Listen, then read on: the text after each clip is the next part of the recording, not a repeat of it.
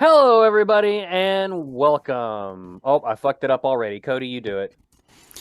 Hello, survivors, and welcome Survivor. to another episode of Let's Die Revenant, What? the His versus Hers guide to the apocalypse. Sometimes. Hey, Sometimes. that's what we need to do. His versus hers guide to the apocalypse, the podcast. Sometimes we guide you, sometimes we We don't. just bullshit and talk about pet rocks and dating game shows and stuff. But welcome to the show, season 5, Revenant, episode number. What is this now? 1,000 of my life. It feels like every episode of Let's Die is another fragment of my soul chipped away from the block of my humanity. Yeah? Yeah, quilt that. Put it on a stitch thing that old people stitch, and then Wilt it and put it on a stitch. He definitely didn't mix those quilt words it. up. Quilt I it. am offended because I cross stitch, and I've cross stitched for like 8 years now, and I am not an old people. So That's exactly what I meant. At your heart somewhere, there's an old person just It's banging, rattling It's their chains, trying to get out so they can cross stitch more fervently. it's true. But welcome back to this show. My name is Bret. In case you might remember me from such shows as After Dark Rye or Jaws Breakers or this one. And also joining me is, as always, the lovely and wonderful and smart as a raindrop does drop from the sky. That means it's a sure thing, and it'll hydrate you if you hold your mouth open toward skyward. But if you're a turkey, you will drown. That's Cody. I do kill turkeys. What? I don't know. We've never gotten into this part of your backstory. You just No, I've actually no, I haven't. I don't just think a I've ever. serial turkey murderer. If I get in their mouth, yeah. Could be taken out of context so bad, so poorly, so bad. The other voice you might have heard, you might remember him from such shows as Best of the Rest and his guest appearance on After Dark Rye, finally, at long last. It's Chris Logan, our Lord and Savior. Hello, Chris. How are you? Hello, I'm ready to die. Woo! That's the catchphrase, right? That's what you say on the show? It is now. Yeah, Hey, yeah. folks, are we Hey. ready to die? You could try to survive. I've been on Jaws too, Breakers though. too, by the way. So Oh, yeah. this is Jaws Breakers was your first foray into the Pod Dog extended universe. The cinematic, well, it's not cinematic, is it? Well, we're on YouTube. It's a cinematic Pod Dog cinematic universe, the PDCU, as we like to call. I don't like that at all. That sounds awful. That sounds like we're on a government list somewhere. Oh, he's on the PDCU list. It just sounds Yeah. naughty, and I don't like it. Well, then we're not the PDCU then. Or the Pod Dog podcast universe. That's not bad. PDPU. PDPU. PDPCU. PDP me? No, PDPU. I smoked so much PDPU before I got onto this Zoom call. Let me tell you. What is that even referencing? PCP. Oh, you smoke that? No. I smoke drugs. I don't understand drugs. Oh, well, I guess PCP is a drug. Anyway, Chris, you're a part of the show called Best of the Rest, a hashtag positivity podcast where originally you talked about comic-based movies that were very well received, but you and your co-host only focus on the things that you liked about the movie, the positive aspects, and then later on, as you went down the line, you started branching out to more things. Like most recently, you finished a stint on Jurassic World, and it's one of my favorite shows out there on the earwaves. Can you tell us a little bit about Best of the Rest before we subject you to torment? well, thanks. And what an intro. I mean, I think you kind of hit the nail on the head there. Yeah, it's, every Ooh. week we focus on a movie that was poorly received upon release, and we just challenge ourselves to only be positive about it, because it's pretty easy to go on YouTube and look at video essays of people tearing these movies apart. So we try to do something a little bit different, and there's enough negativity out there. Add a little positivity, doesn't hurt anybody, but sometimes the challenge of coming up with the positives is kind of the fun. Like we've covered, Catwoman. We've covered Rocky 5, which is typically regarded as the worst in that series. Like I said, we did all the Jurassic Park sequels, working on TV show movies this month. We just did Mighty Morphin Power Rangers last week. So good stuff. If you like movies, check out the podcast. I love Oh, how yeah. your first episode is Green Lantern.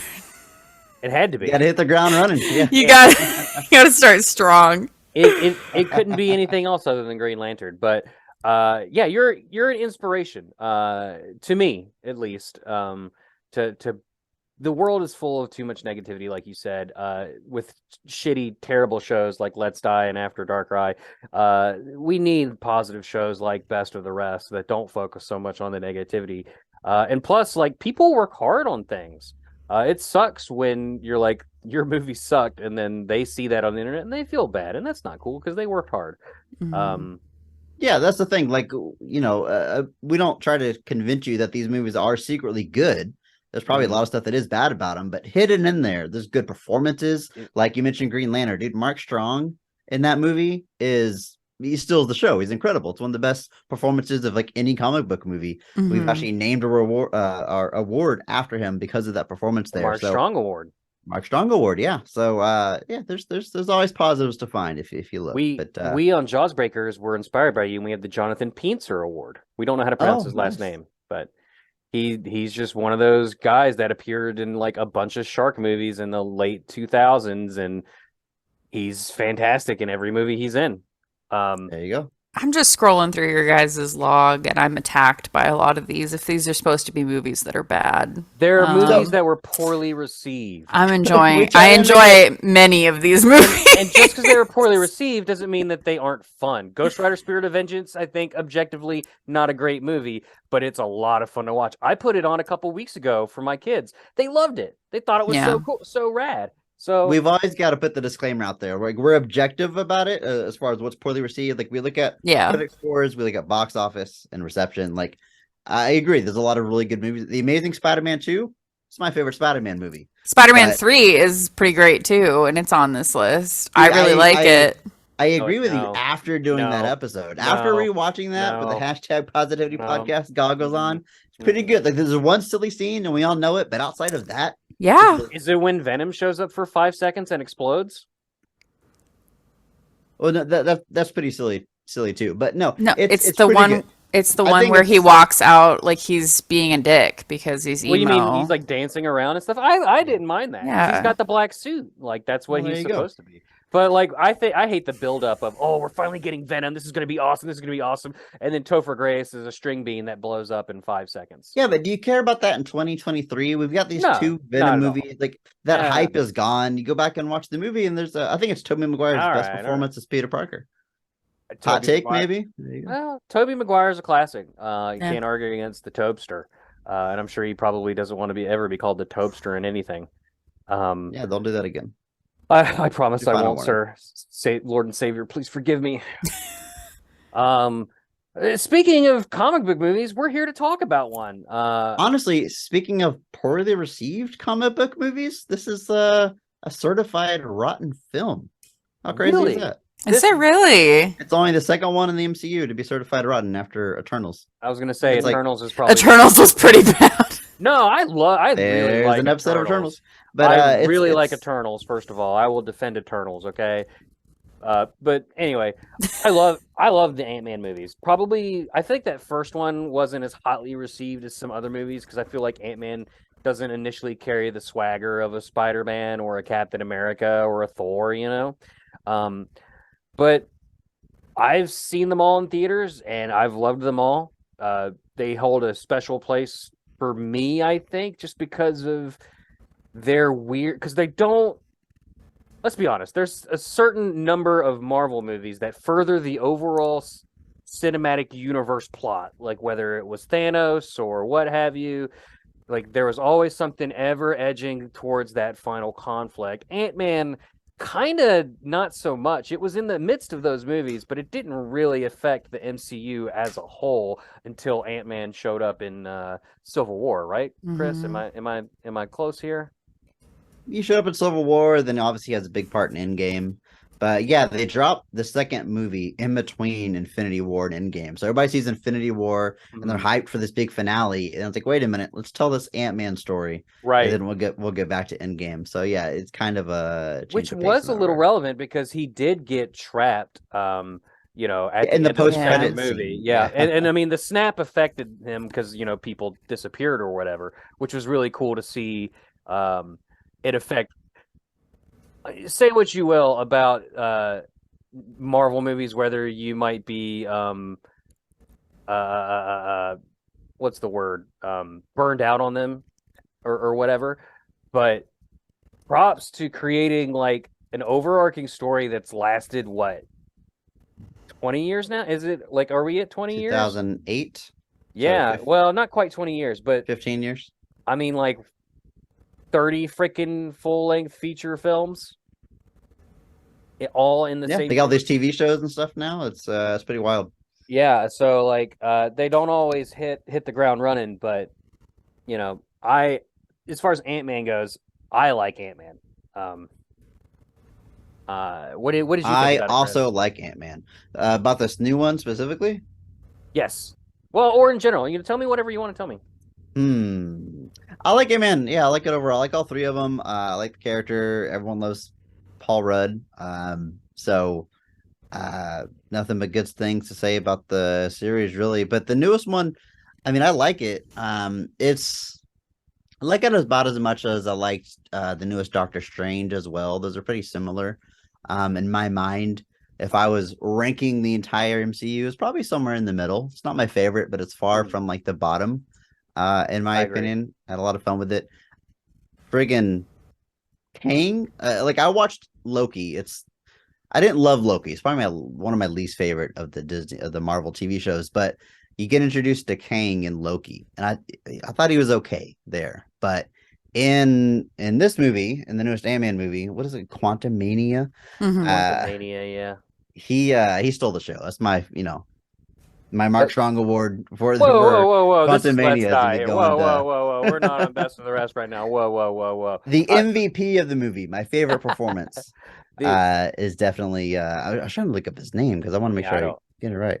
I don't know But his name either, but I agree with you. He was fantastic as Kang. And I not have not seen the Loki show. Um, so I was interested. I had heard that he was in the Loki show, and I had heard, like, oh, is this going to be the new big bad to replace Thanos?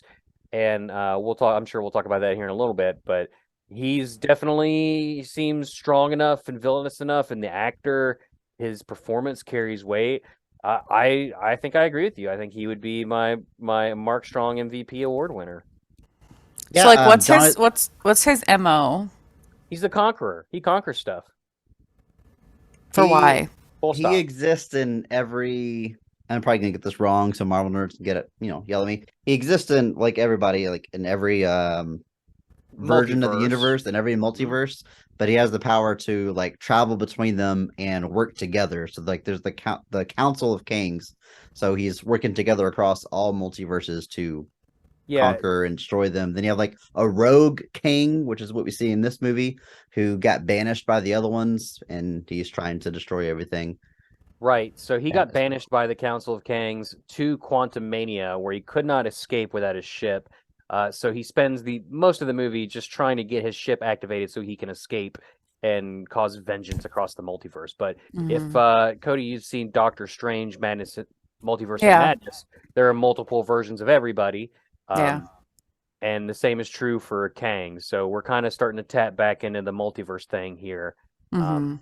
But if you can imagine, he's very much kind of like DC's Doctor Manhattan in that he's privy to knowledge greater than the present, like that just exists in the present. But short of being like full on kind of nutso, like experiencing all of them at the same time. Does that make sense?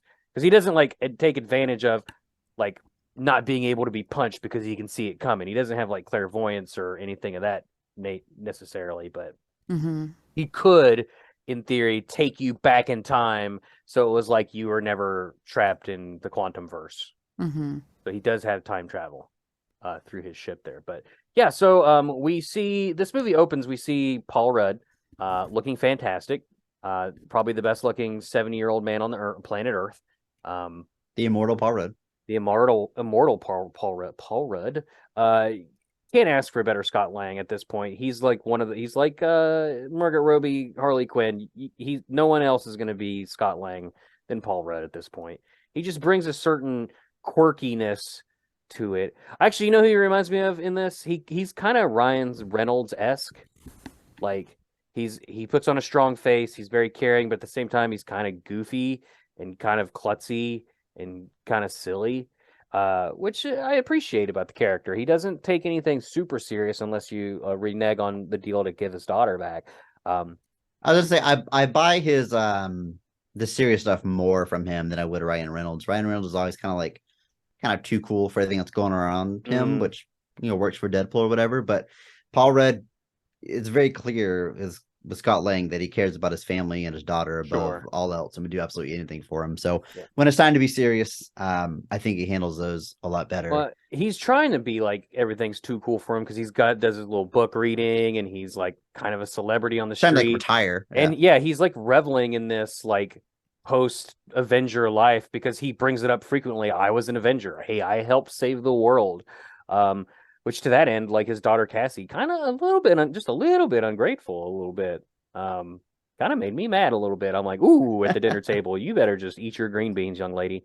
You're grounded. But anyway, Cassie is, of course, super brilliant, just like her family around her, and she creates a little satellite to explore the quantum verse, which sends a signal to it. But unfortunately, when you peer into the dark peers into you, and it sucks them in along with poor Henry. Is it Henry or Hank? I'm losing my mind. Hank Pym, thank you. Hank's ants, like super smart ants, foreshadowing. And they all get trapped in the quantum verse, filled with wacky, crazy looking amoeba people and energy people and people that just look like humans with face paint. And we get to go on this adventure here where the original Janet Van Dyne is like, oh, I was trapped down here for a long time. What am I hiding from you? Oh, surprised that Kang the Conqueror's down here. I helped him build his ship and get his suit back and running. And we got to rescue Cassie because he's got Cassie. Also, I banged Bill Murray. Also, I fucked Bill Murray's brains out. Look, ladies, people, I almost said ladies, people have needs, okay? And when you think you're trapped in a quantum hell never to return for 30 years, I mean... Bill Murray starts looking kind of sexy. It happens. Yeah, I mean, what happens in Quantumverse stays in Quantumverse. And when she says he was this big, she literally means... and for the listener, I'm holding my fingers very, very close together. Codey, right, by now you're probably like, as the insect person of our group, you're like, when did the ants come in? We get to see plenty of ants. Pym loves his freaking ants. He's got like a super smart ant colony that's like created their own technology. Like they're just advancing super fast. And I've learned through this movie that ants are the smartest eusocial insect of all insects in the animal kingdom, especially versus those black and yellow striped imposters with wings. What say you? I mean, I agree. I think. Oh, wow. Okay. Fuck me. Yeah. No. Eusocial insects, ants are the scariest and the most intelligent, for sure. They can just do like they farm things. Like they'll farm aphids, they farm caterpillars, they farm fungus. They are just able to use tools. They're able to cooperate with each other in a way that a lot of other eusocial insects or insects in general are not able to do. Let's go around the room and just talk about our favorite types of ants for about an hour. Codey, what's your favorite type of ant? That's such a hard question. Oh boy, I'll go first then. Let's go with the bulldog ant, native to Australia. They get like an inch and a half long, and they can jump like I can't remember, is it 3 or 6 feet? And they have powerful pincers and a really painful sting. Bulldog ant, look it up. Vampire ants are also really cool too. They can eat like insect prey, but what they do is they take insect prey, or they bring their pupa, their larvae actually, to the prey. The larvae then feed on the insects. Then when they pupate, the vampire ants will cause an incision in the pupa and then drink the liquid that comes out. So they primarily feed on their pupa, but it doesn't kill them. Weird stuff. Gross. Trapjaw ants are cool. I'm looking. The one that I really like is the big-headed ant. So a lot of the, A lot of the ants that I really like, it's just because of the way that they look. Bobblehead ants are great. Yeah. What are those ones? The honeypot? Yeah, honeypot ants are crazy. They These are basically fucking. store food in their booties. Is it their gaster? Yeah, they're gaster. Yeah, look at Bret go. Who's the entomologist now? This guy. You It's be you. funny for an hour and a half, Codey. How do you know? That's never gonna happen. You're supposed to be the funny one here. I'm smart this time. But what about you, Chris? What's your favorite ant? I know nothing about ants. I do remember watching this documentary sometime like elementary school, like first grade, a long time ago, and it was about these two different kinds of ants that like would fight. It's like two different colors. I can't even tell you what the colors are now, but what stuck out in my brain, like burned into my brain, is like they would kill each other, and then one of them would walk around like with the head of the other ant like on its leg, like as a trophy. Like it was some like hardcore shit, and I was like, it kind of freaks me out. And I've always wanted to like look up that documentary or figure this out, learn more about it, and never got around to it. But maybe you can enlighten me. What did I see? What kind of ants are these? I will look it up for you, but I mean there are just so many. I'm interested as well. Okay, I have a question. You're talking about how intelligent ants are. Would I be right to assume that like a ant is not intelligent at all, but like as a colony is like where the intelligence comes from? Because they're all like just kind a of hive mind. Kind of like they're not actually thinking; they're just following their instincts and orders and pheromones. But they are able to. So I'm trying to think of like any experiments that have happened because so I study bees mostly, and there are a lot of experiments about bee cognition where bees actually learn and are able to like make decisions. Do bees dream? It's the name of my book. Probably. Do bees dream? Probably. Do bee dream? Do bee dream? Bee dream? Do bees be dreaming? Do they be dreaming? Do they be dreaming? I wouldn't doubt it. But yeah, I mean, I wouldn't be surprised if there was, because bees are also like bumblebees are also eusocial, but an individual is able to make complex decisions. Interesting. I learned this a long time ago about like birds because it's the kind of same thing there. Like when you see birds flying in formation, you're in a different section of Animalia. Hang on, I'm just transferring order from one to another. Like they don't communicate. Like, hey, I'm gonna be in front. You get behind me. They just fly and they form that formation because it's just what's easy. And then the front one gets tired. He falls back. Like it's all just like instinct.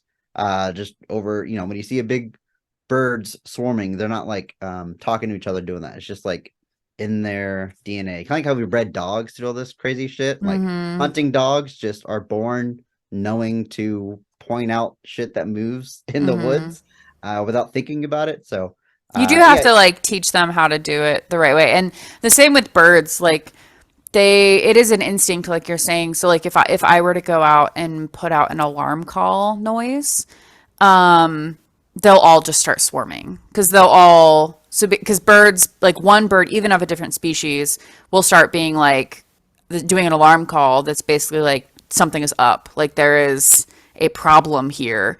And then all the other birds in the area will come and like either swarm and also like just caw and call. I got attacked by what I called swallow tornadoes. You got grackle tackled? No, not by a grackle, by swallows. Violet green and tree swallows out in Oregon when I was doing surveys.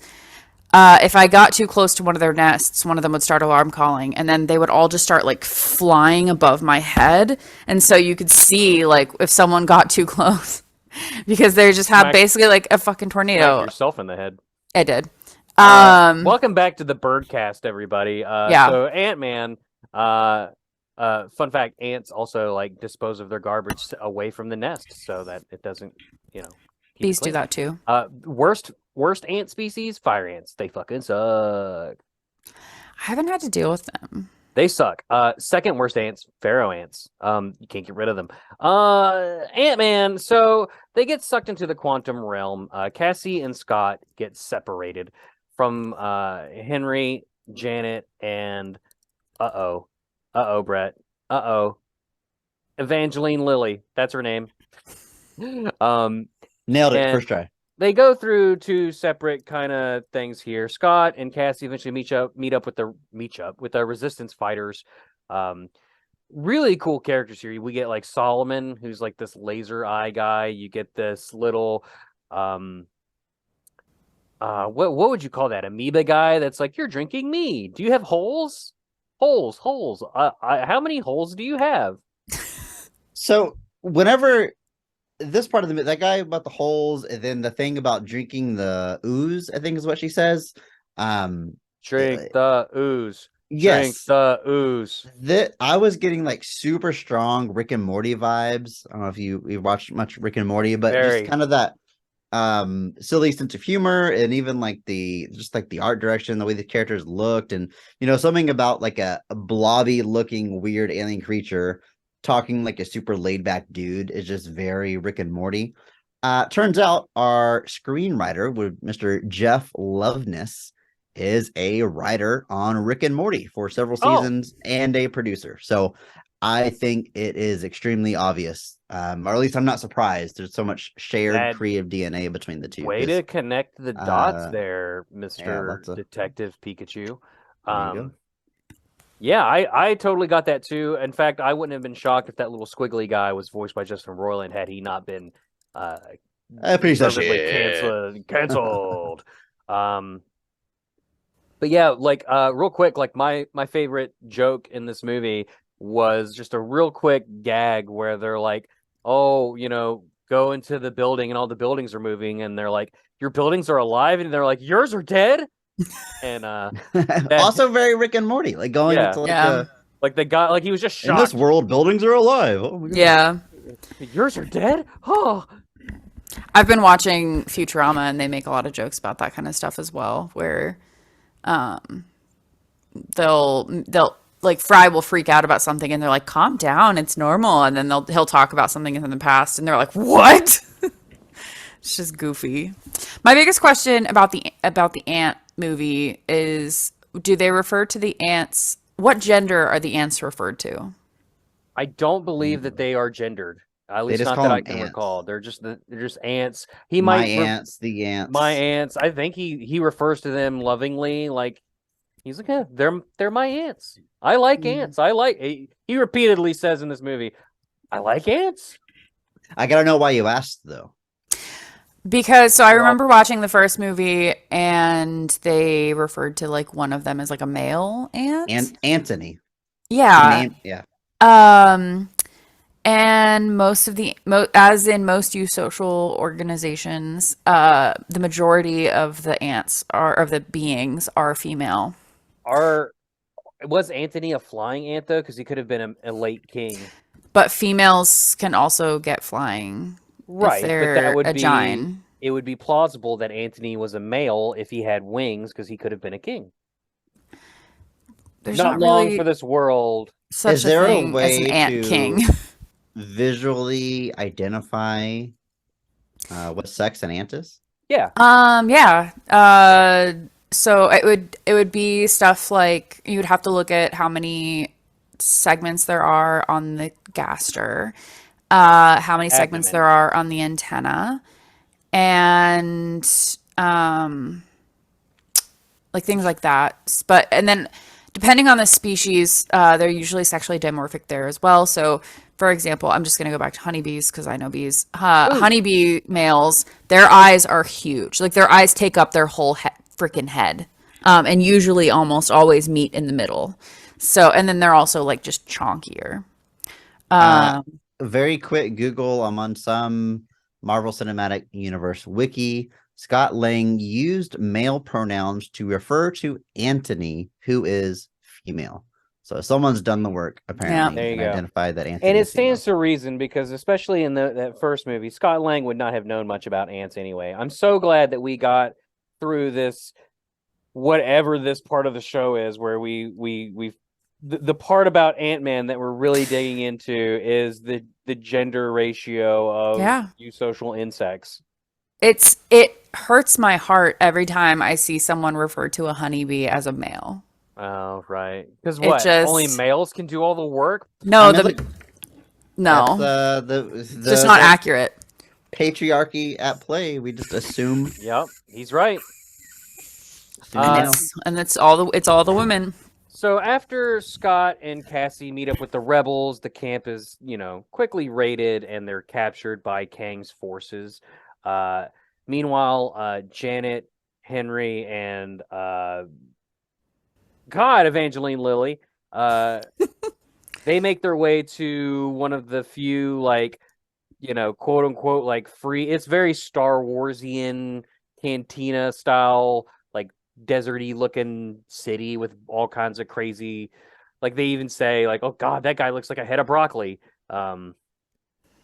They drink some ooze, they can talk. She summons in her old buddy Bill Murray, who appears to be one of the he looks like, what are they called? I forget, because they've had 2 or 3 of them in the MCU so far. The Collector. What does Bill Murray look like? The Collector's one of them. Collector's one of them. Yeah, from Guardians. Collector. The Collector is one. Help me. Thor Ragnarok had one. Elder. He's an elder. Shoot, Jurassic Park man. Why is my brain going insane? He's one of the elders of the universe. A group of ancient and powerful extraterrestrials that arose following the formation of all things. A celestial? Jeff Goldblum is one in Thor Ragnarok. Thank you, Google. A celestial. They're not celestials, no. Because those are the giant, fuck you, cosmic beings from Eternals. I don't know what you're talking about, so unfortunately I can't help you. Yeah. I mean, they're an elder. They're a specific... Grandmaster? Grandmaster is the name of Jeff Goldblum's dude in Thor Ragnarok. Ego, the Grandmaster, the Collector, and Buri, Odin's grandfather, were all renegade celestials. Yeah, but that doesn't sound quite right. Let's just take 20 more minutes to figure this out. Okay. Everyone... This is important. Regardless, they're all from, Benicio del Toro, Jeff Goldblum, and Bill Murray are of this, same race of, strangely old, weird, quirky beings that just come into power in pockets of the universe. At least that's what I gathered from Bill Murray. That's what I immediately assumed from him. They're the elders. But naturally, of course, Bill Murray has switched sides, and they all get captured. Well, do they get captured? I don't remember. Oh no, they escape. And they all meet up at the super quantum space-time engine that Janet had previously, 30 or however many years ago, blew up with some PIM particles. And Ant-Man, Steve Lang, has agreed in exchange for Cassie's safety. What did I say? Steve Lang. Steve. If ants are so smart, what's with the death spiral thing? I don't understand what you. We don't understand. Really? It's like a mystery, how it's they a mystery out to get out of that. Yeah. You ever seen videos of this, Bret, where ants get caught in a circle following each other? They follow each other in a circle until they die, and it's usually around something that's already dead. So it looks like they're just worshiping it, but yeah, they just get stuck in a pheromone trail. No, I was not aware of that. Mr. Ant didn't know about that. But yeah, so the 2 groups convene on this super quantum engine. Scott dives in. Evangeline Lilly dives in. Someday I'll remember her name. And Hope. Thank you, Chris. 20 minutes later, they go in there. Some wacky shit happens. They retrieve the engine, and Kang. We're zipping through now. Kang is ready to escape, basically, but not without a fight. Lang is pissed that he didn't follow through on his deal to give Cassie back, so as Giant Man is just wreaking havoc through the city, and the rebels rise up. And this whole thing is a treat here. This whole just Giant Man just smashing buildings and wrecking stuff, and the rebels fighting back. Chris, to steal a page from Best of the Rest, what was your favorite scene of this movie? Because that's basically the gist of it, right? The good guys win, Everybody gets to go home. The bad guys lose, and then we get some mid credits and end credits scenes. But what was your favorite part of the movie here? I didn't want to like go into too far depth here. It's not so much of a spoiler if you're listening and hadn't seen it to know that the good guys are probably going to come out on top at the end, right? Yeah, I've seen a lot of people complain. Are we spoiling? We're spoiling, right? That's fine.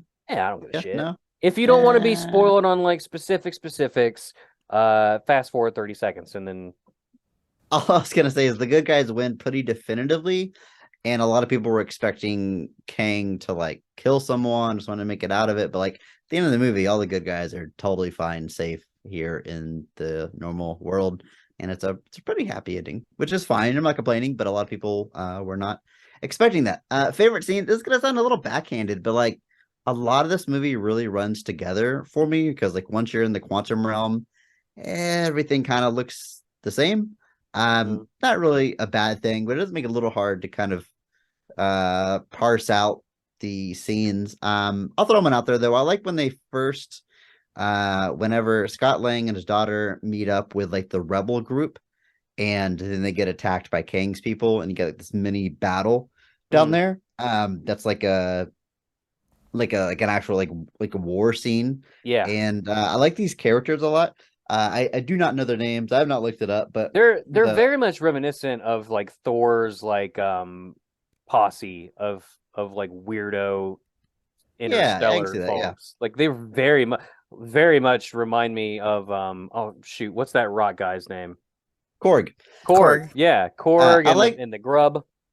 I like the woman that's like the leader, and then I like Chidi Course. from The Good Place, who is like telepathic and can read people's minds. Oh, that was him. I didn't realize that was him. I didn't put two and two together, but I have seen It is him. It's a great character, and I'm sad because I don't think we'll see him again, just by nature of him being, down there in the quantum realm. But really, I don't really know cool her character. name either, but oh my gosh, she made me tingly. She was attractive. Very. And she could step on me anytime. My But favorite, she's tiny. I think, was the reveal. I don't know if this was in trailers because I avoid Marvel. I'll watch the first Marvel trailer that comes out. Oh, for I the know what movie, you're gonna say. and then I avoid everything after that. So I don't know if it's in trailers, and I'm not gonna say it on the show. My favorite scene involves the reveal of a returning character from the first. You're not gonna Ant-Man say it movie. on the show. We can't talk about this because this is like a huge. Okay, thing to talk fast about. forward. Fast forward 45 minutes because that's Yeah, how long. I like we how can I talk said about fast this forward 30 character. seconds, and then they're gonna fast forward 30 seconds, and then we're gonna say, okay, fast forward another minute. No, so Darren, who is originally a Yellow Jacket in the first movie, that great fight scene in Cassie's bedroom with the little train and all that stuff. He's alive. Kinda. He's fucked up in the quantum realm as a giant-headed, small, baby-armed man, and he's kind of unhinged. And Kang transformed him into a machine only designed. Dude, I lost it. For killing. Mechanized organism designed only for killing. There you go, MODOK. MODOK is in this movie. I was shocked. So you hear Bill Oh. Murray say it like the full name, the mechanized organism. Yeah, And like, if you know, you know. And I hear it, I'm knew. like, did he just referenced MODOK? Like, we're not gonna see MODOK. I did It's like an too. Easter egg. I did And too. then I don't know if you have the same like layers as it gets revealed. He flies up, and it's a big head with little legs, but like they go for it, don't they? he's got like a metal face. So at first I'm like, they're giving it to us, but they're doing the thing that Marvel does sometimes, where they make it like slightly more realistic and less silly. And then he pulls the metal mask off, and it's MODOK. It's a giant goofy ass face. They went It's- like all the way with it, and I could not be more happy about it. Just a giant, massive head, and the way they explained it tracks. Like he got screwed up at the end of first Ant-Man, like when he was like shrinking and stuff, and that's what ended up happening. His whole body like shrank disproportionate to the rest of it, so he was left with a gigantic, massive head, little baby arms and legs, Little butt, little we butt, see little butt. and he's a dick. That's a joke from the movie, but this guy goes from being a sinister villain from the first movie to being borderline the comic relief of the movie. Like he's definitely very brutal and he's violent. Like he wants to kill people. He has no qualms about killing people. But at the same time, he's just also just so stupid and doofy as this lackey for Kang that he just makes you laugh when he's on the screen. And I loved him. I loved another very Rick and Morty thing. The whole, it's never too late to stop being a dick. Like that is such a Rick and Morty joke. But whenever they go back and they use the word dick like 10 times in the exchange. But whenever she's like, you don't be a dick, and he's like, it's too late. Look at me. I'm such a dick. The delivery as he's like laying there and kind of whispers, I'm such a dick is very good. I really enjoyed seeing MODOK. And, it's never too late to stop being a dick. That's true. That is true. Good advice. Any final? Can I say something about Ant-Man? Yeah, please. Saving do. the world. That's a bunch of bullshit, right? Listen, what does Ant-Man do in Endgame? He helped. Like a rat accidentally brings him back, and he says, "Hey guys, what if we like time traveled?" And Tony Stark's like, "No, that's stupid." And then Tony thinks about it, and then Tony Stark invents a way to time travel. Ant-Man didn't do anything. He just like suggested the idea of time travel because Tony Stark had never thought. What did he do? Tony Stark does it all by himself at his house. I think he deserves some credit for helping because it's not for having just the idea to travel through time. Not just that, but in the ensuing battles that took place therein, that he was an active participant. He was one of many people. One of many. Without him, all of those people deserve credit for saving the world. Yes, I just think his part in it is overblown because he doesn't actually contribute in any way to travel through time and bring people back. Maybe that's hinted a little bit there because the coffee owner is like, "Thank you, Spider-Man." He's just another, just another. And then when he goes, "Oh, you're the other bug guy," that'll be $20. Yeah, that's a good joke. Charges him later. Yeah, I feel like if Stan Lee was still alive, that would have been his part in the movie. Oh, 100%. 100%. Rest in power, Stan Lee. I mean, I just feel like with all of the Marvel movies anyways, they're like you said, they're gonna win, the bad guys are gonna lose, blah blah blah. Like that's just what's gonna happen. That's the okay. That was the problem, is that I loved that movie and I loved the end of that movie and I was like, wow, they did it. They finally killed a bunch of people. And then Endgame happened. Well, you knew what was going to happen. I didn't want it to happen. I was like, let them be gone. Let them be gone. Like Endgame, the ones that die in Endgame so far have stayed gone. To be fair, they're gonna come back. I think Vision is dead. Vision is dead, but he kind of comes back, sort of, for a TV show. They don't let people die. It's not really him, but I don't see Scarlett Johansson coming back, and I don't see Robert Downey Jr. coming back. So that's two pretty big deaths there. I don't either. I don't see Captain America. He didn't die, but I don't see him coming back either. No, you got Falcon, him, Captain America. Yeah. You got Black Widow's sister being the new Black. They got kind of replaced by legacy characters, whatever. But those characters that we watched for however many years are gone. Pugh, another one of those "step on me, mommy, please." Always horny on Maine. Always from my tarsal claws all the way to my pronotum. What? Mm-hmm. Did that do it for you?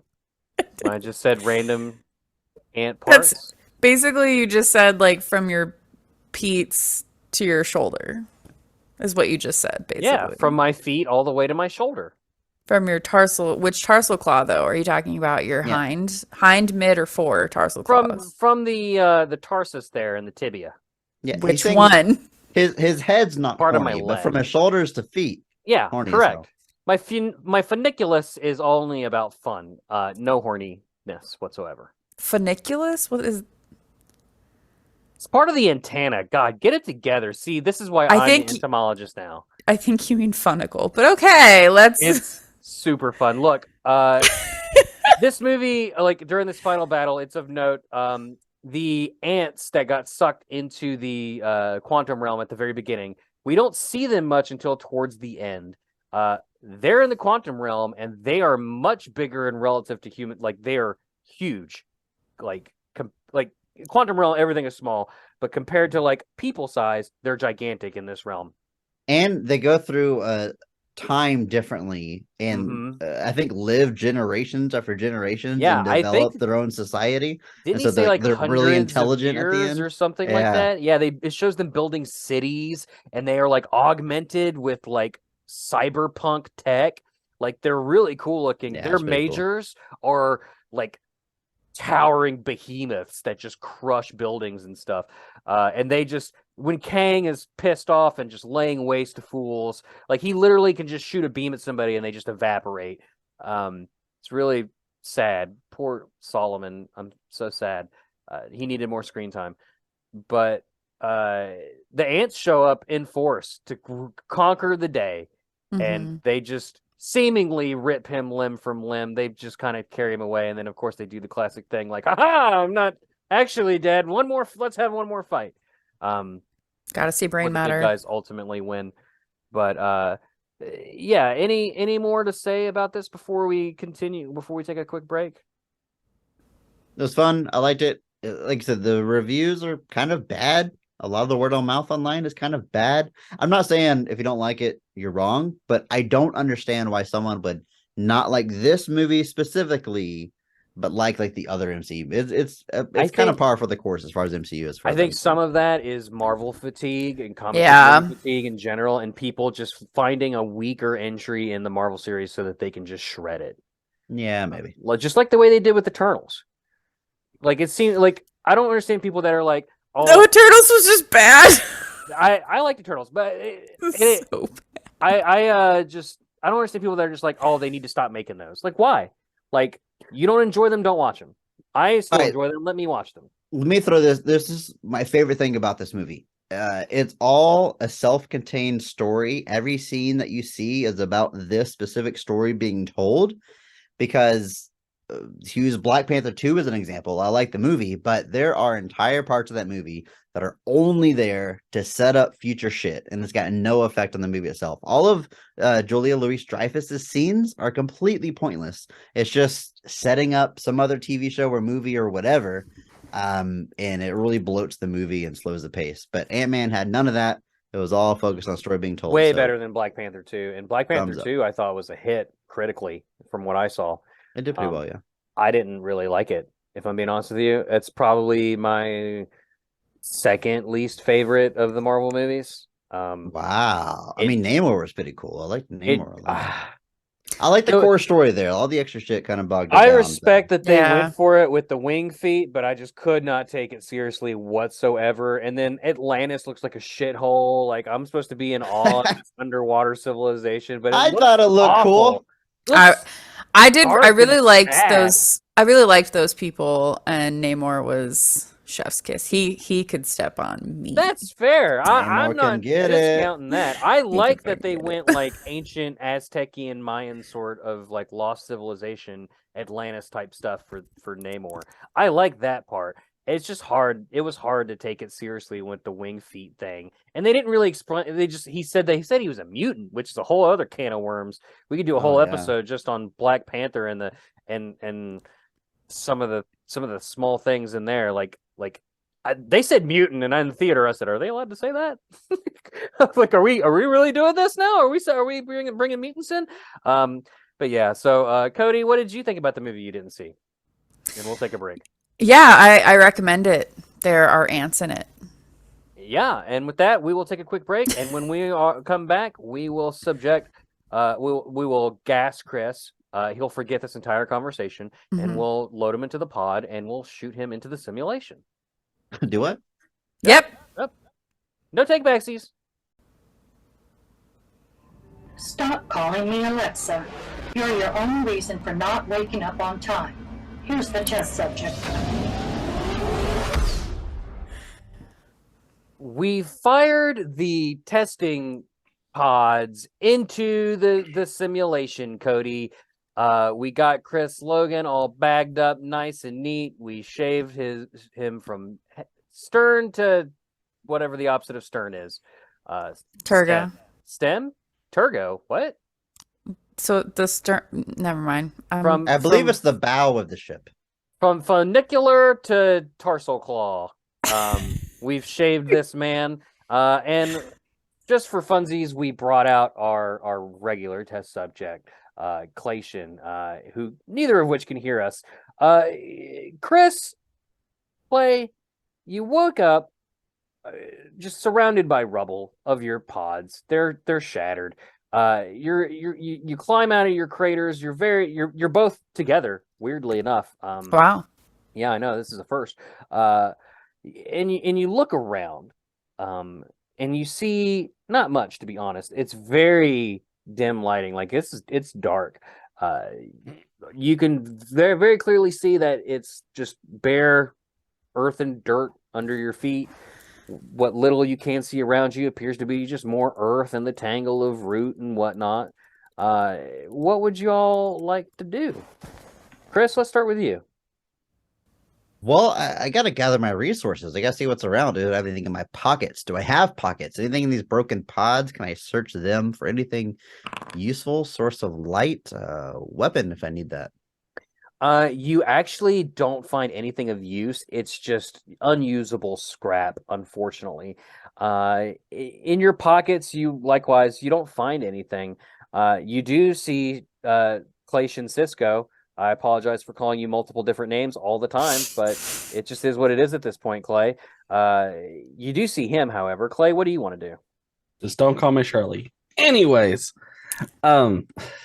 it's never too late for a Leslie Nielsen gag. Not on this show.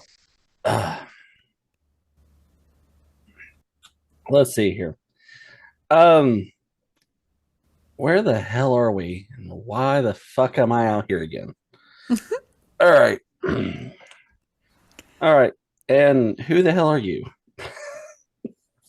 I'm going.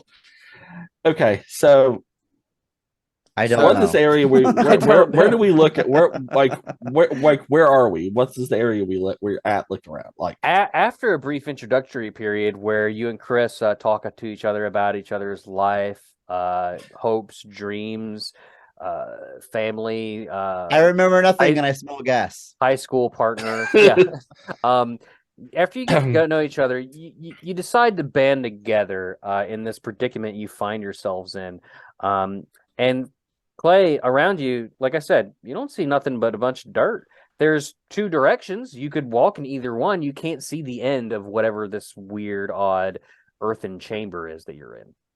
It's so weird. There's nothing around us, but only two directions to walk in. You think it would be infinite number of directions? What weird? Well, it's not a probability engine. Cut the simulation some slack here. You get used to it. The two people running this, I think they're running on like a 386 processor. It's fine. You Anyways. hear a slight rumble in the distance, but you can't discern direction. It just feels like you feel it through the ground. We feel shit. Okay. Let's pick a fucking direction to go. Which way would you like to go? I'm gonna pull out the map. Okay, so eagle-eared listeners will remember from the Red Wedding Game of Thrones episode that you and Nick escaped with a couple items. You specifically had the map on you. You're going to go ahead and read that map, and it's going to display to you. It's going to show you a network of paths and chambers, but that's it. It looks like, if you can imagine, I literally, like, what did I just say? Do you know what a network of chambers and paths are? Like, that's all it looks like. Crisscrossing, applesaucing all over the place. Okay. It does not appear like man-made. No exit, no way off the map, nothing. It doesn't seem like a labyrinth or it seems very labyrinthian. But it doesn't seem like hard angles, right? You don't see buildings on the map. You don't see anything of that sort. You do see that it does stop at the top of the map. And you do see a little red dot that says you are here with an arrow pointing at it, and you're all the way on the bottom. All right, let's go. Codey, unmute yourself so we can hear your lovely laughs. I just don't want to be annoying with my love. No, I need you to laugh at my badness, how terrible. All right, let's go towards the top.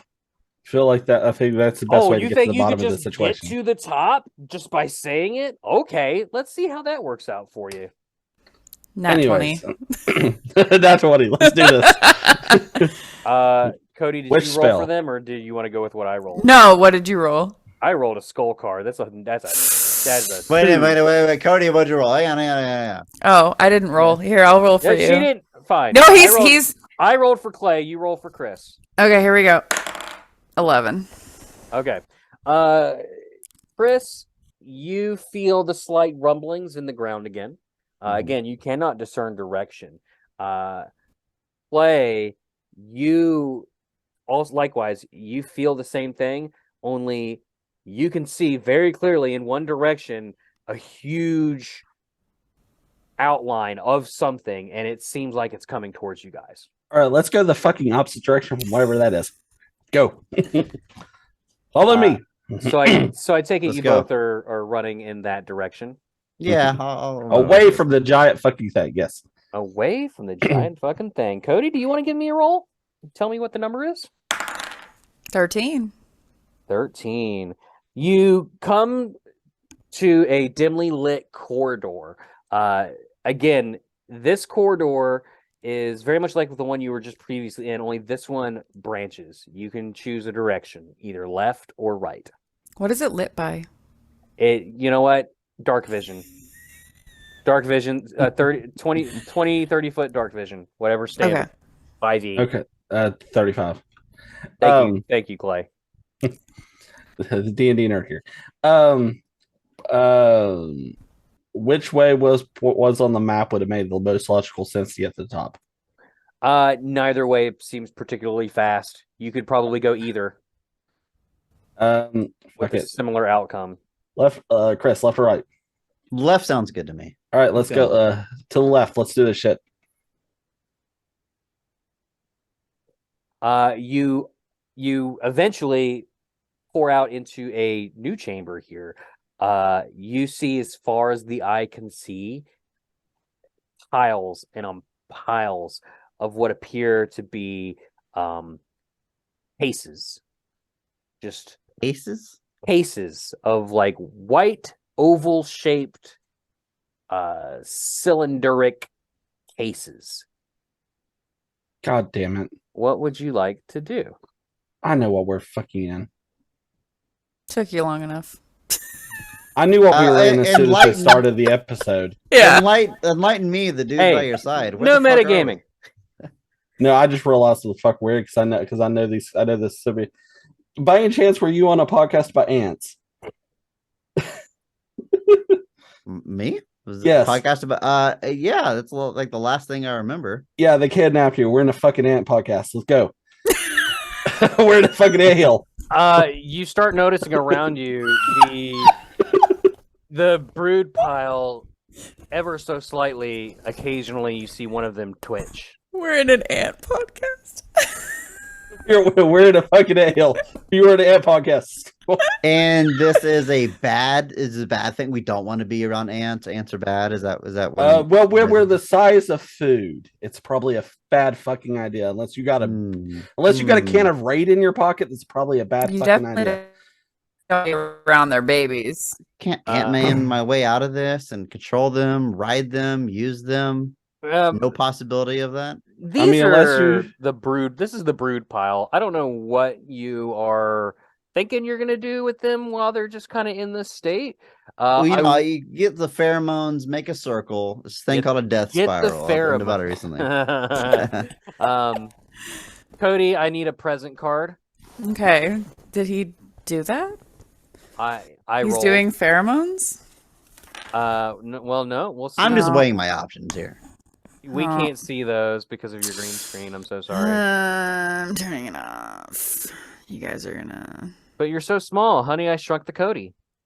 Now they're just blurry. Which There one we do you go. want? Which one do you want? Chris, which one? Do you I want? like the letters. So let's die. LD. The LD GIF. Is it if it's a Cody one? I swear to God, Cody. No, I took all of them out because I don't. I'm. You could just say those are Bret ones. Oh no, Bret. I think Bret's choice is already in there. No. But you have a friendly bee. Oh, look at that guy. Lucky. So before we get to this, you start to see emerging from the shadows worker ants, easily like 5 times your size. They're gigantic. In case you guys weren't aware, you've been shrunk and put into an ant farm. Interesting. These worker ants are carefully inspecting the brood, turning them over, incubating them, making sure the little babies are everything they can. They notice you pretty quickly. An intruder is in the nest, and they're about to sound the alarm. But luckily for you, a friendly bee bursts through the ceiling. Hell yeah, bee. As it does so, some entangled roots fall down, and very easily you could climb up this should you choose. Oh, so the bee itself, I can't get in contact with it. I can't. You could try. What It's kind a of bee bee. is it? It's a fucking bee. It's not like, hi guys, it's me, Beington the Third. No, Oh, yeah, it's that's just- fine. I get. Look, just if a- Look I at him. if my I mean- proportions are correct, and I'm like the size of a piece of pollen, it can hitch a ride. Yeah, hit your ride on the bee and just fly all the way up out of the fucking nest. You Hell can yeah, try. that's what I want to do. You can try. All right. I'm trying to hitch a ride on the bee's leg. Cody, would you please roll for Chris? I will roll for Clay. Roll for Clay. I mean, what kind of bee is this? It's A a friendly bee. bee. I mean, it looks like a bumblebee. The one, But like what which- you had. Because if it was well, this doesn't look like a bumblebee. If it's a bumblebee, they won't have a lot of leg hair because they have a corbicula, not scopal pollen hairs. And then if it's a different, so if it's a Hylaeus, they're not very hairy at all. So like, I It's just a- don't know. All right, Cody. What kind of Eager bee? roll the 10. What kind of fucking bee is it, Cody? We can say that it's a Melisodes. All right, it's a 10. This is your choice, Cody. Do you want to allow Chris to make purchase upon the baby bee boy? Well, Baby bee girl, excuse me. thank you. Because the boys would not have leg hair pollen stuff. Yeah, you can do it. Okay, Clay got an 18, unfortunately. So you both take a running start. You start to go up the roots, and then you leap from your root footholds and grab hold of the bee.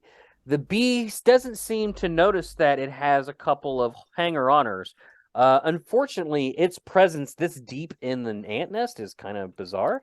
And all of the ants are freaking the fuck out. The alarm is blaring. Womp, womp, womp. And that light rumbling that you occasionally heard has turned into full-on tremor mode.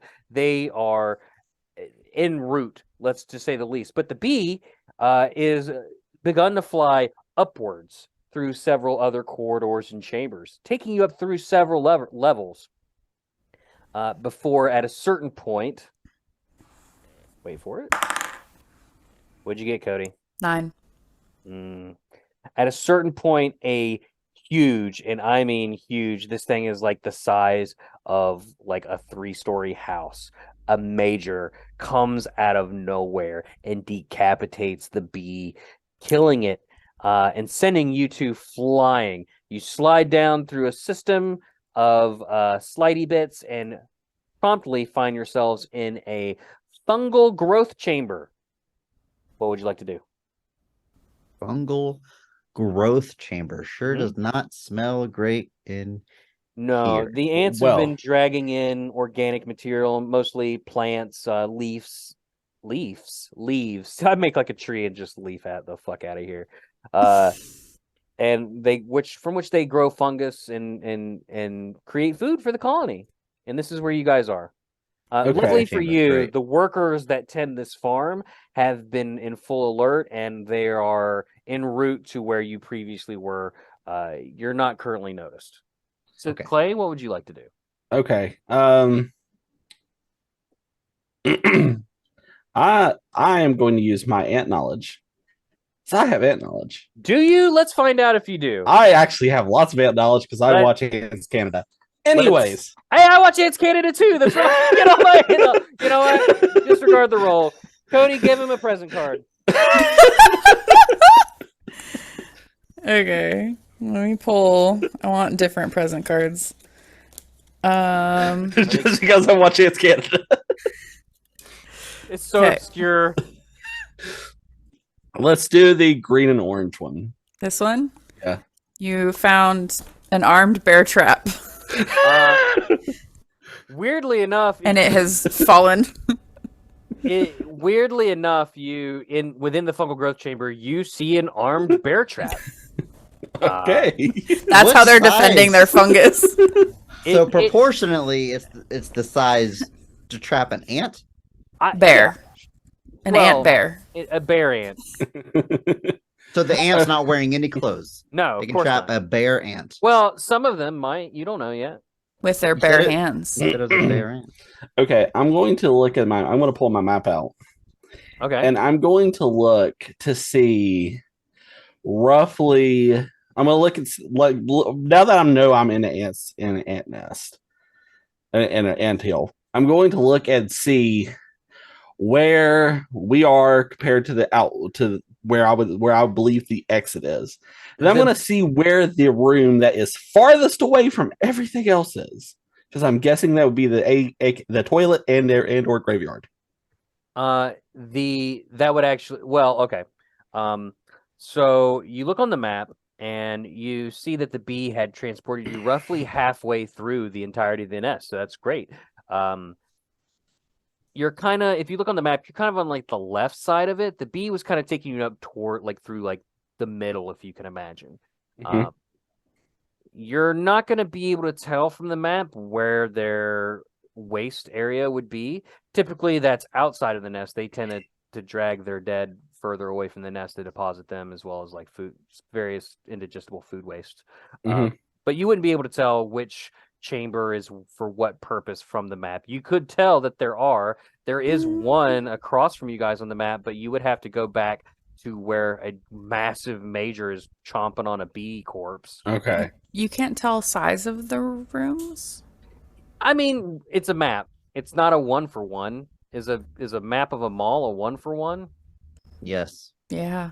I don't want to talk to either of you for the rest of the show. No, I was just thinking the fact that it would be. I figured because most of from all the ones I've ever seen, it's kind of off away from everything else. You see a chamber on the map off and away from the rest of them that is much, much larger than the rest. It's easily triple the size. But also,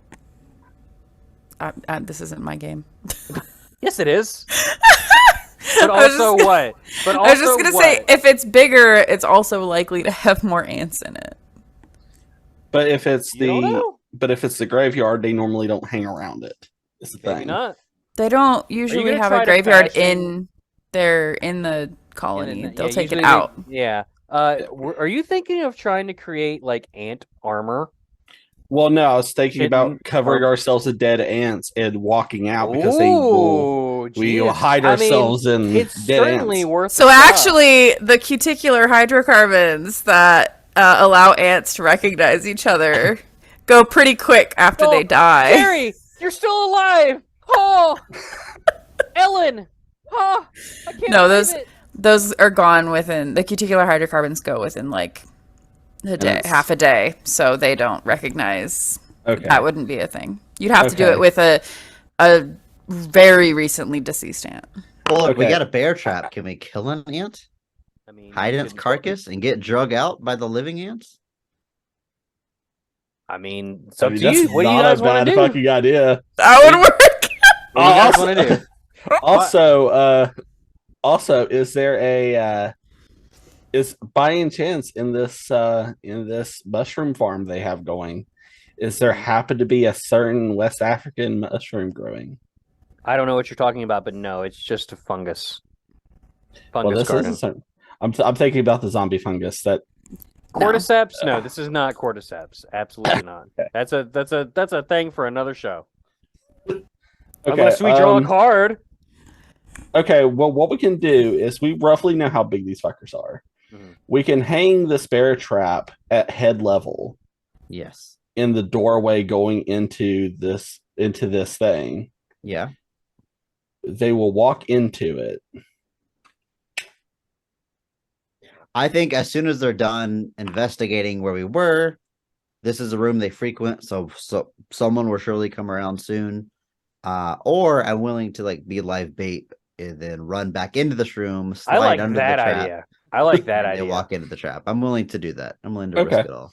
Okay, I'll set up the trap like at head height, Perfect. so we'll just snip off their head. Then we can climb into their corpse. Love it. We'll just ignore the fact that you guys didn't decide to explore the room at all. Your plan It's fungus. It's weirdly mold. I don't know. succeeds. Chris, you go out to where the major crunched on a bee, and instead of seeing a major hovering over like a dead bee body, you do see the bee body, but instead there's a second bee holding it and weeping. Reginald! Yeah, but it's not long before you are in fact noticed by some ants, and they're hot on your tail. What are you gonna do? Well, I'm gonna haul ass. I'm gonna Tom Cruise run down this corridor to where the trap is set up. Mhm. Baseball slide underneath the trap. Okay. Oh, Codey, God. Codey, what did you get? You haul ass. You're running. You're the fastest in the West. Like you're making good time. Outrunning those ants. Yeah. You're outrunning the crap out of those ants. And really the biggest thing in your mind is, man, I wish that someone was filming me right now because this would be dope. Like this would be a really cool thing. You then try and dive over the over the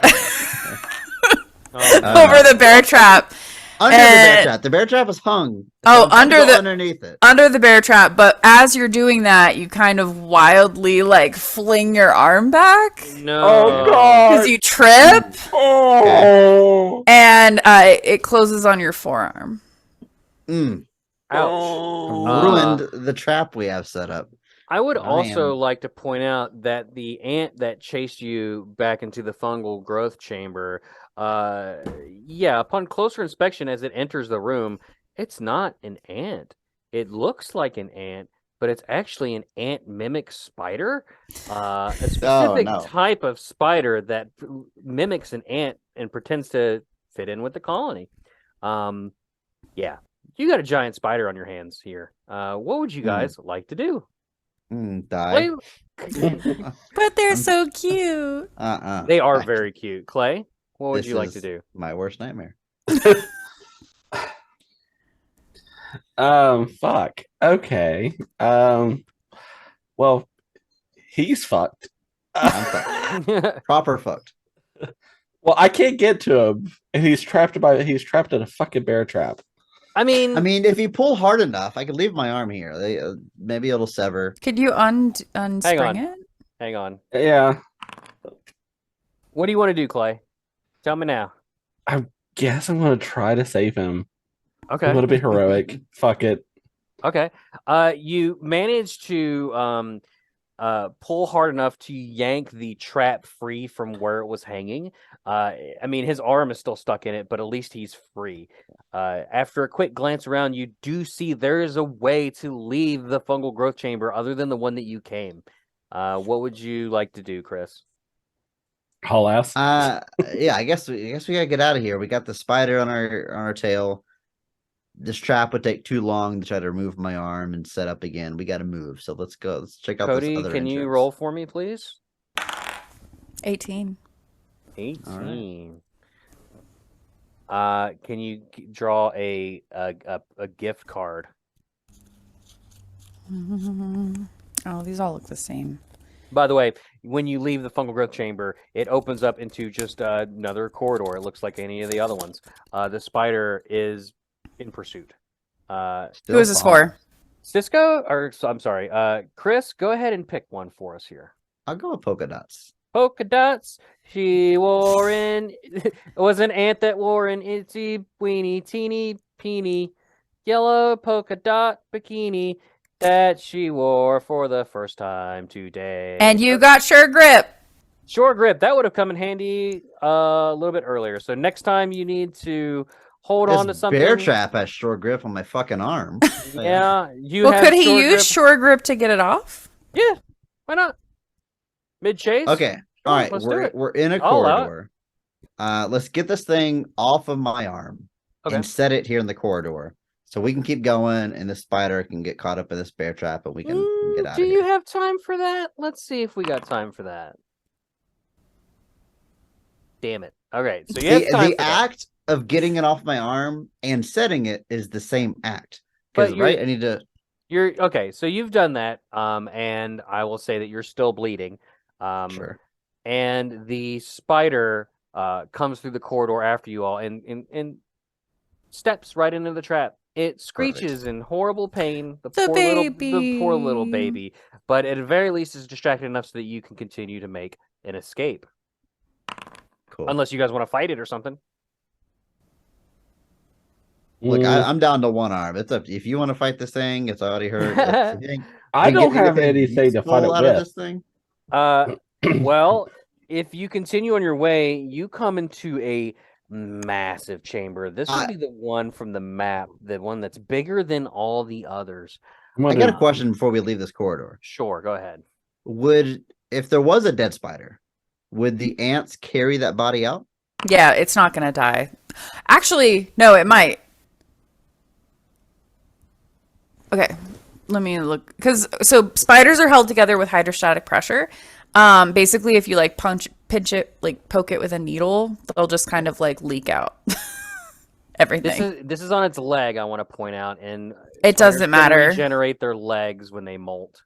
They can even remove their own legs if they become damaged. Oh, okay. Then never mind. You're screwed. That is disgusting. So we can't kill it. It's disgusting. It's been slowed down, but we probably can't kill it with our bare hands. Well, you're probably safe from the spider now. However, I want to point out that the massive chamber that you've come out to, every inch of this chamber seems to be moving. Worker ants all over the walls and ceilings and all across the floor as far as the eye can see. And in the center of the room, you see her, the big kabosh, the queen ant herself. What do you guys want to do? Does she make slurm? She does not make slurm. They have not noticed you yet, but I just want to point out that they will very soon. A lot of ants coming down on their ass. You want to go back towards the spider? Well, I'm thinking if we can kill the spider, we can go back to our original plan of hiding within its body and getting out of here. I have learned a thing or two from the Red Wedding. You kill the royalty, everything else falls around. We're unarmed. Unless they have a Gamergate type of society going, then they can keep going. But sure. What do you want to do, Clay? Come on, lay it on me, big dog. In this aspect, I think we should probably take our chances with the spider. To be honest with you, yeah, it's 1v2. It's 1v2 versus thousands v2. I agree. While you're sitting here having this conversation, they've all begun to notice you, but they don't move towards you. They've definitely noticed you. Like they're looking at you, all of them, but they're not moving towards you at all. I don't trust them. That's weird. The way I see that is we still have time to try to kill the spider. I say we go back. Okay. I agree. Welcome, travelers! The queen speaks to you both. What are you doing in my queendom? We have a sentient ant. Do you know what a podcast is? I listen to podcasts all the time. I pick them up on my antennae. Wonderful. You've probably heard of the Pod Dogs cinematic auditory universe. It's very popular. 1 star. I like best of the rest. You've got excellent taste. I bet you taste good too, sweetie. Actually, a little closer. I don't. I really do not taste good. Let me look at you with my compound eyes. Honestly, I just want to leave. I don't want to bother you. Sally, I'm looking for a way out of here. Susan. I need medical attention. The queen calls for Sally and Susan and taps her tarsal claws together. 2 worker ants scoop both of you up by your pants even and carry you to the queen. we go. Next thing you know, you are seated at a little tiny ant table, and they are serving you tea. I'm Okay. sorry if you had a tough time since you've been in our nest. We don't often get visitors. And what with that bee breaking in earlier and all, it's been kind of an exciting day. I don't You make all- it obvious, but I'm not drinking the tea. I'm not calling attention to it, but I have not sipped any tea. I just want to make that clear. It Yeah, is not normal human tea. I am 100% pulling the governor from Ohio and acting like I'm drinking tea. The queen takes a sip out of her tea. She's like, I love the taste that comes up from trophallaxis, don't you? Cody, do you know what trophallaxis is? Yes, I know what trophallaxis is.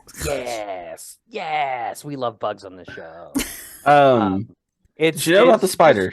In case you guys don't know, trophallaxis is when an ant stores food and it's inside of it and then shares it with others of the colony by regurgitating it.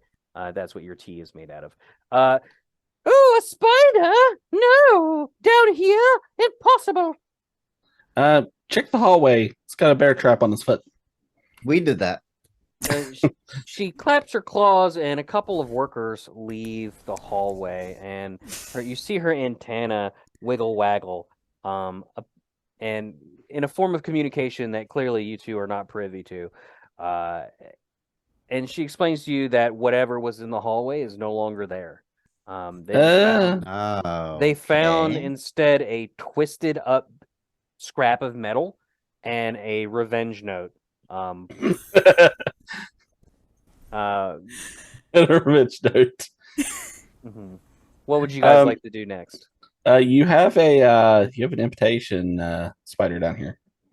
A what? You said Invitation-Spider? Hang on, I gotta write that down. An imitation-spider. His name is now Invitation-Spider. No, imitation. Imitating. I like invitation. He invites you to your death. Yeah, there's an imitation-spider amongst you. Fine. We have injured it. Well, thank you so much for the service to the colony. We don't much like spiders in our midst. Me neither. And much less bees, for that matter. Hey. I'm injured. I'm hurt. My arm. Oh dear, you're bleeding. Yeah. Oh goodness. Is there anything you can do to help me? Either help certainly heal me or patch me up or just get me out of here. Well, before you can say that, she says certainly, and she goes click clip with her little tarsal claws. And a worker ant snaps his jaws around where your wound is and just severs it entirely. Jesus! But no worries.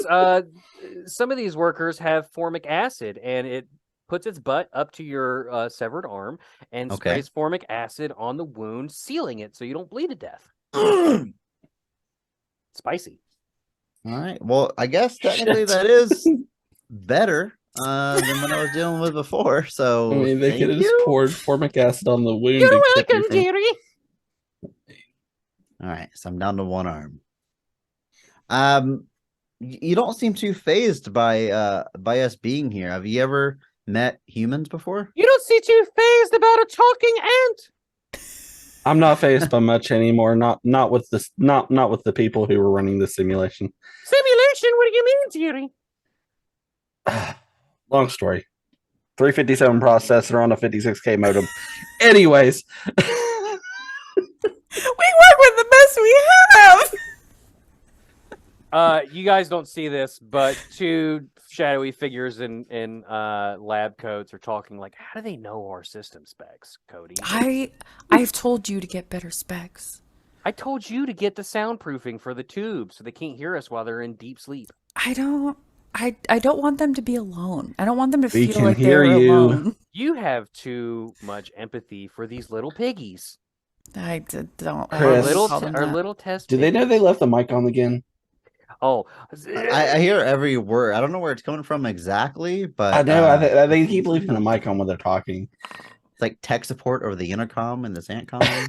The entire reality all around you seems to glitch and distort real fast before quickly resetting, and you no longer hear any voices. I will say that you do start to feel a presence of unease. Like the air around you has started to get heavy. Are you okay, Codey? Yeah, I'm fine. Oh, okay, I thought your like brain was falling out of your. just breathe. They're gassing us again. Yay. Unfortunately, that is not what's happening. Oh, Would you all like to do anything? Well, Say what's going I don't know on? if Look is at this anything? queen helping us, hurting us? She doesn't mean, seem very antagonistic. So You're having tea and had a nice conversation. What do you want to say? I want to I want. politely make it clear that I don't want to be. I want to get out. Then you should wanna politely leave. make it clear. I'm conferring with my partner here. Okay, dearie. I'll just be here when you're ready to talk. All right, look, Queen. I got to be honest with you. I appreciate your hospitality. I appreciate you take care of my arm here. I want to go home. You're welcome. It's been a while since I've been home. How can I get out of this colony? Sweetie, you What's are the? home now. You're not gonna allow me to leave? I have a family that I would like to get back to. with you. Of course you can go. Could I get a ride to the exit? Certainly. She points up, and there's a chamber. It goes straight up because ants aren't vertically challenged; they can just go up. Right. And a bunch of worker ants around you. She goes clip clip, and they form an ant ladder for you, if you will, for you to start climbing. Cheerio, dearies! Have a nice time in the surface world. Remember, don't step on any ants. They might be somebody's babies. They're all somebody's babies. I will certainly never try to injure another ant in my life. I appreciate your hospitality. Wait, I'm going to begin. As you leave, she says, "Wait, another ant?" You hear her say. You get up to the next level above, and you're being escorted now by a couple of other worker ants, Susan and Sally. and B. Anthony. No, Sally. Susie and Sally. And again, that foreboding air is thick all around you as you're walking there.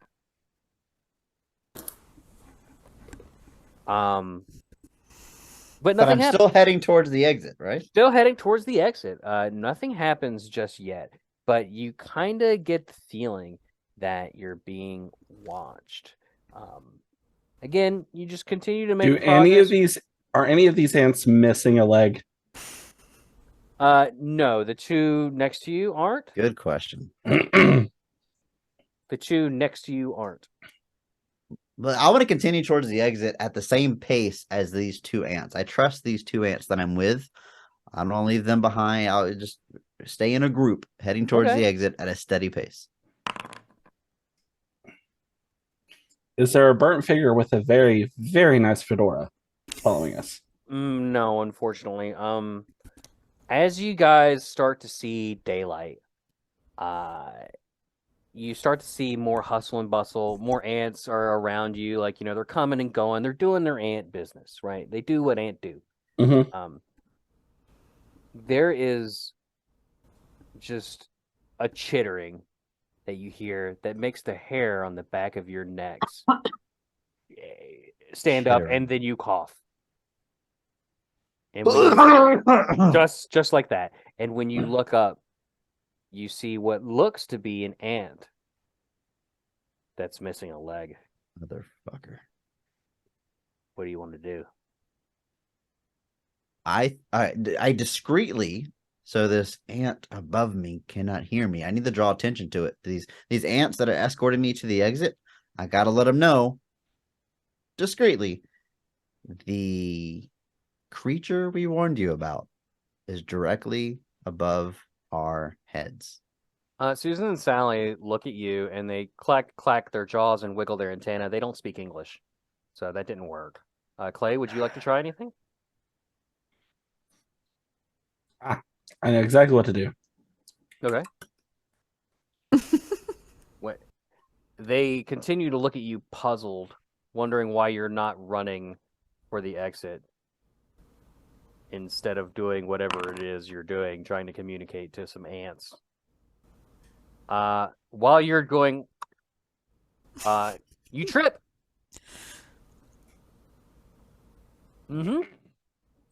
You trip, and the Imitation-Spider has descended. It is on full-on attack mode. It is on top of you, Clay, and it's going to try to bite you.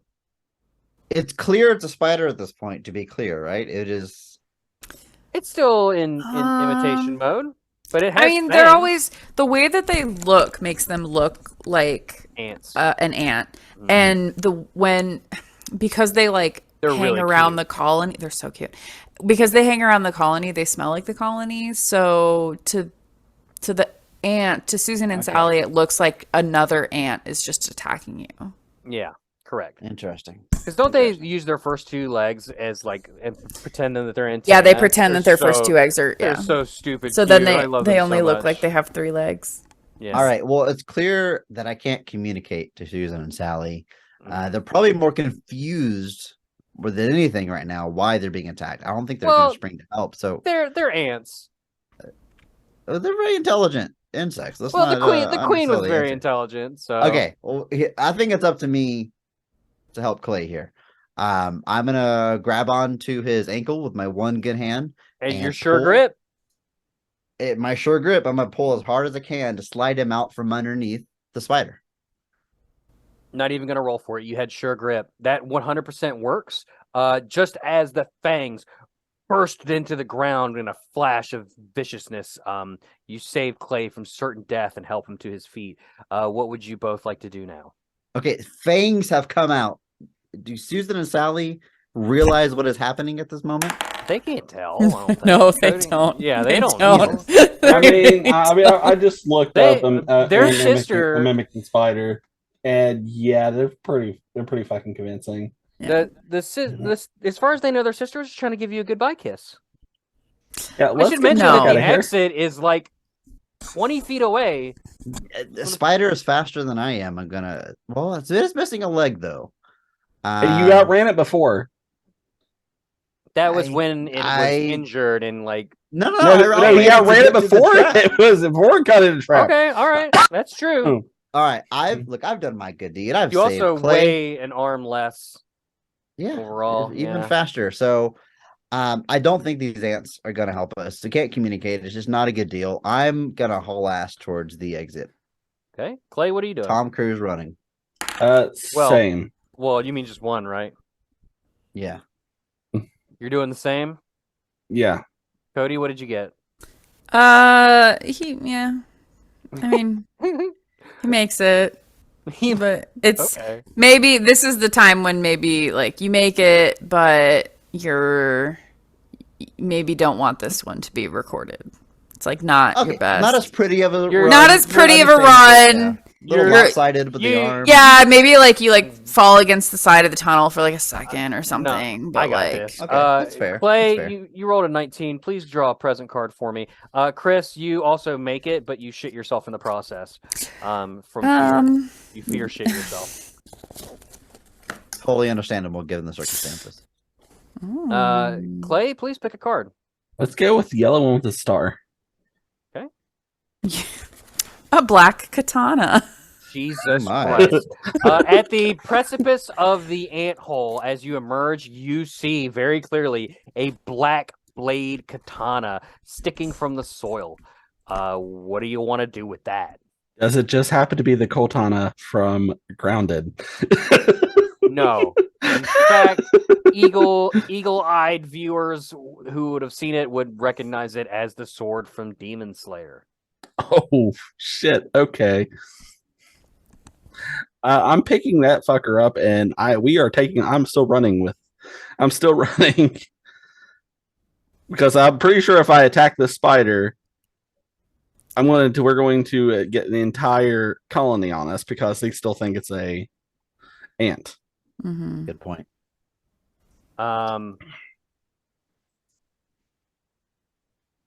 Wait for it. You succeed in running further away from the ant colony, and you turn around and look, but nothing is there. On the wind, a just piece of paper just blows past you, and Chris, you grab it and you read it, and it's very clearly a solemn and very serious revenge note. As you read this, things around you get hazy, and reality starts to blip and blop. And you both find yourselves inside of a metallic tube. Not There's again. like a little viewing port, right? Like a dimly lit laboratory, and but yeah, congratulations, you beat the simulation. And me and Cody are going to argue about the logistics of Imitation-Spider after we get off the call. But I want to thank you both for participating before we put you back into deep sleep for next time. Before we do, Chris, do you want to tell us about Best of the Rest one more time and how people could find it if they wanted to? Yeah, I'll keep it short and simple. Best of the Rest available wherever you get your podcast. If you like podcasts, which I'm sure you do, you're still listening to this one. If you like movies, check it out. Scroll through the episodes, find a movie you've seen before or you like. Start there, give it a listen. If you like it, subscribe. Certainly appreciate it. Yeah, Clay, your turn. Do watch the thing. Yeah, watch it and stuff. You can find it. You can find it on the Pod Dog, on wherever you found the Pod Dogs stuff at. But yeah, it's me and my co-host Vinny ripping apart movies and everything else. Patreon.com/poddog is my thing. Jaws Breakers, a Scary Funny Shark movie show, is coming back this very weekend. Of the week that this comes out, we are watching The Meg in our Discord channel, so please join us for that. Also, After Dark Ride, No Holds Barred, Nothing podcast. We're talking about Pokemon Hurt the Ones We Love. Both of all three of you have been on that show before. And we just recently had Mikey from Pokemon Crossroads as a guest on there. So check that out. Cody, your turn. I'm on the Twitter hellscape at Cody Mathis then. What a hellscape it is. I guess sometimes I'm also on The Harvest Season, which is a farming game podcast. It's super effective, which is a Pokemon podcast. Mm-hmm. And then I'm hoping to start up a taxonomy podcast. Wow. Thanks for inviting your friends. I don't know what taxonomy means. Thank you so much for listening. We'll see you next time. And don't forget, if we're going to die, let's die together.